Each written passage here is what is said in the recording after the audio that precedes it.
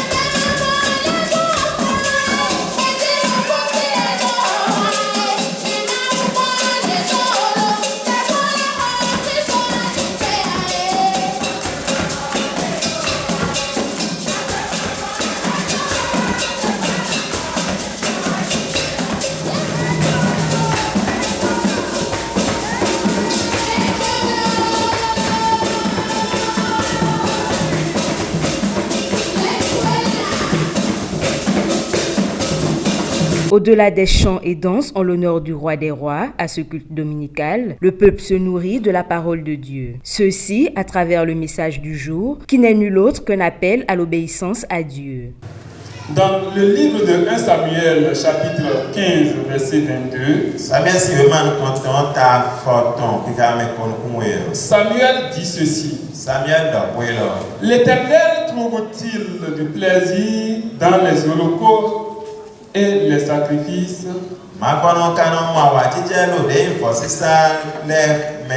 Comme dans l'obéissance à la voix de l'Éternel. Voici, l'obéissance vaut mieux que les sacrifices. Et l'observation de sa parole vaut mieux que la graisse des béliers.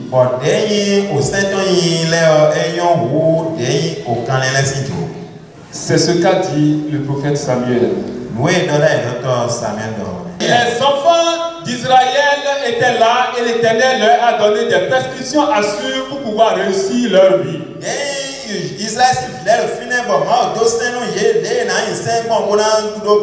ils n'observent pas les prescriptions de l'Éternel.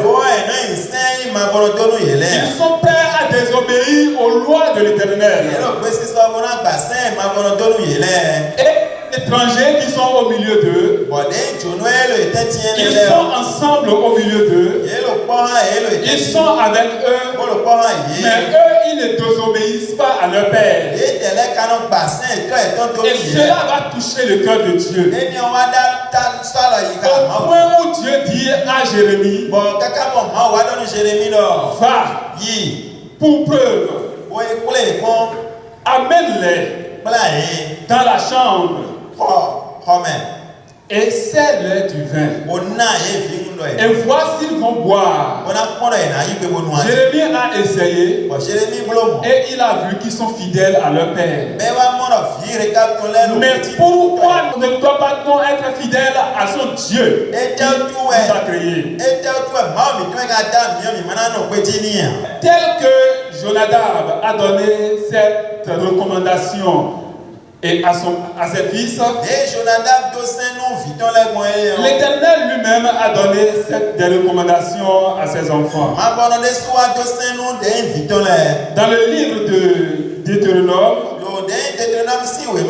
le chapitre 28 au premier verset,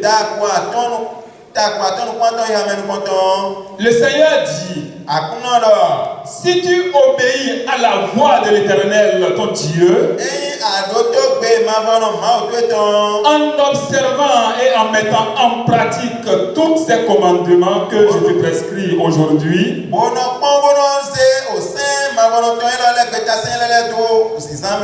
l'Éternel, ton Dieu, te donnera la supériorité sur toutes les nations de la terre. Ainsi, ces bien-aimés ressortent de ce culte mieux aguerris sur les bénédictions qui accompagnent ceux qui écoutent la voix du Seigneur et les conséquences qui découlent de la désobéissance.